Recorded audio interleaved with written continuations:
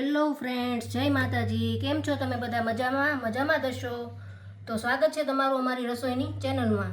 તો આપણે આજે બનાવવાના છે મંચુરિયમ રાઈસ. તો એના માટે મેં લીધી છે કોબી મંચુરિયમ બનાવવા માટે, લીલી ડુંગળી, લીલા ધાણા, પછી આ મરચાં અને આદુ અને મેંદો લીધો છે મંચુરિયમ બનાવવા માટે. અને રાઈસ માટે મેં ચોખા લીધા છે, જે લાંબા આવે છે બાસમતી જેવા, એ લાંબા આપણે ચોખા લેવાના છે રાઈસ બનાવવા. અને આ દરેક જાતના સોસ છે, ચીલી સોસ, સોયા સોસ, બધા સોસ છે.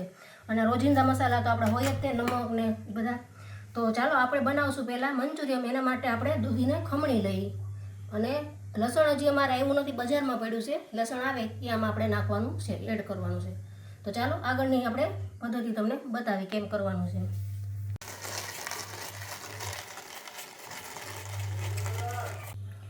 તો ચાલો આપણે જે કોબી ખમણી હતી એ થઈ ગઈ છે તૈયાર, રેડી. એમાં આપણે લીલા મરચાં અને લસણ અને આદુ એ બધું ભેગું આપણે ખમણી નાખ્યું હતું.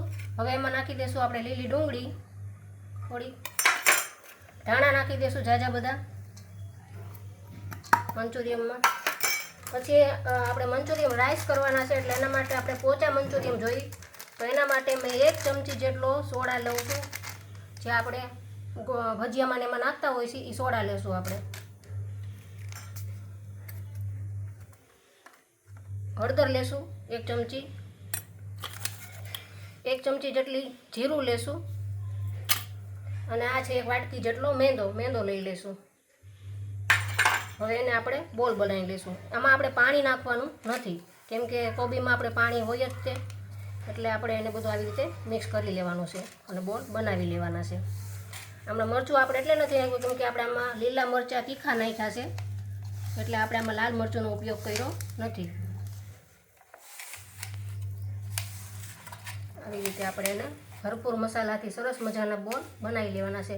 આદુ પણ આપણે જ્યારે કોબી ખમણી ત્યારે આદુ પણ આમાં ભેગું આપણે ખમણી નાખ્યું છે. તો આપણા મંચુરિયમ બોલ થઈ ગયા છે તૈયાર. હવે આપણે એને ફ્રાય કરી લેશું. તેલ મેં ગરમ કરવા મૂકી દીધું હતું, તો આપણે એને ફ્રાય કરી લેશું.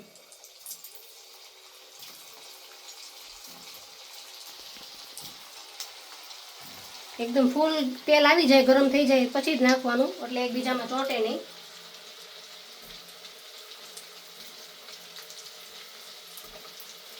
અને એક સાથે તમે ઘણા બધા તળી પણ શકો. મોટી કઢાઈ હોય તો એક સાથે તમે ઘણા બધા તળી શકો બોલ.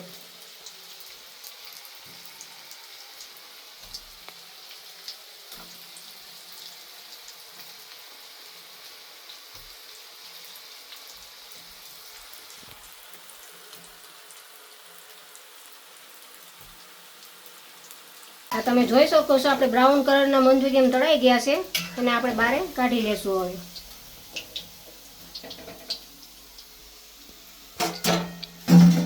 હવે જોઈ શકો છો, સરસ થઈ ગયા છે આપણા મંચુરિયમ તૈયાર.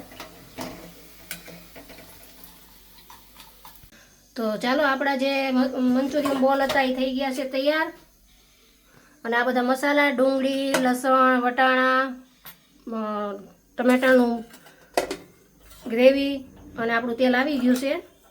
તો એના માટે આપણે વઘાર કરી નાખશું. જીરું નાખી દઈશું 1 ચમચી, હળદર નાખી દઈશું 1 ચમચી. આપણા ભાત પણ તૈયાર છે. જો મંચુરિયમ રાઈસ કરવા માટે ભાત પણ તૈયાર છે. એમાં નાખી દઈશું આપણે લસણ અને ડુંગળી સમારેલા. વટાણા નાખી દઈશું.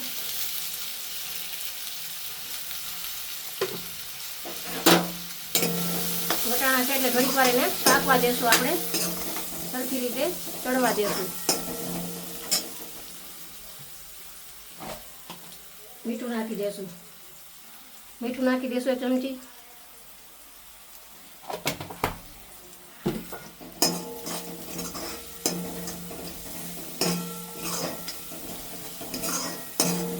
ઘડીક વાર ચડવા દઈએ આપણે એને.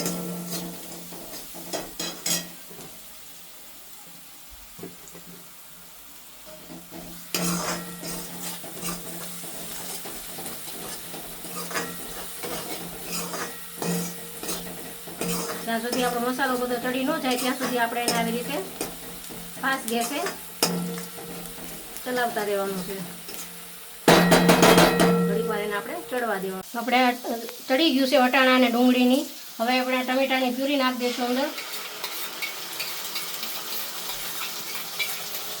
એને પણ ઘડીક વાર આપણે ચડવા દઈશું.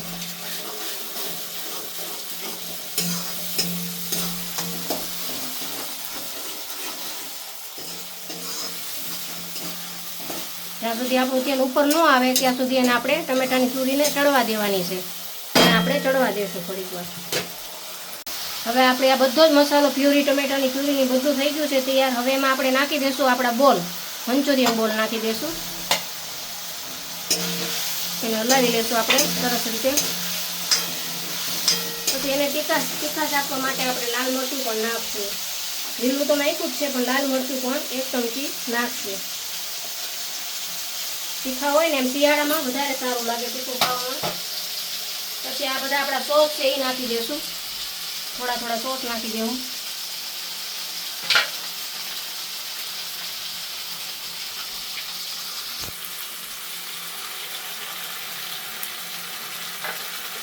ચીલી સોસ, સોયા સોસ, બધા સોસ આપણે થોડા નાખી દઈશું.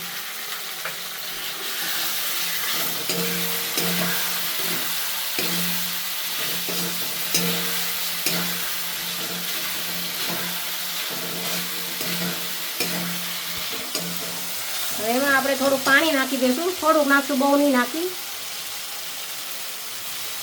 ભાત નાખવાના છે એટલે આપણે બહુ એમાં પાણી નાખશું નહીં. ઘડીક વાર ચડવા દઈશું આપણે એને.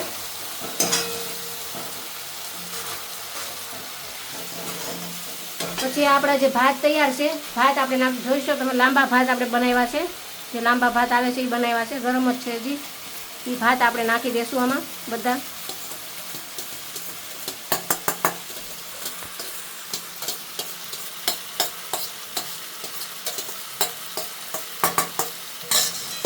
પછી એને આપણે હલાવી લઈશું. જોઈ શકો છો એકદમ મસ્ત કલરફુલ આપણું મંચુરિયન રાઈસ થઈ ગયું છે તૈયાર. ગેસને થોડો ધીમો કરી નાખશું એટલે આપણા ભાત હોય બધા આખા જ રહે.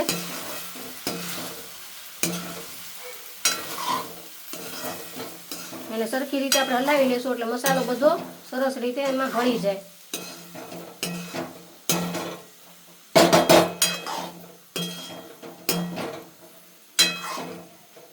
એમાં આપણે સમારેલા આપણા ધાણા નાખી દઈશું થોડા.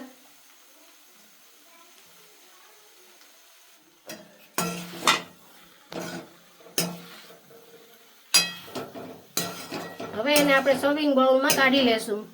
તો ચાલો, આ આપણા મંચુરિયન રાઈસ થઈ ગયા છે તૈયાર. તમને જો કેવા લાગ્યા છે તે અમને કોમેન્ટમાં જણાવજો. અને થોડુંક આપણે ગાર્નિશ કરી નાખશું ધાણાથી, લીલા ધાણાથી. સરસ અત્યારે શિયાળાના સરસ આવે છે ધાણા, એનાથી સરસ એવા આપણે કરી નાખશું.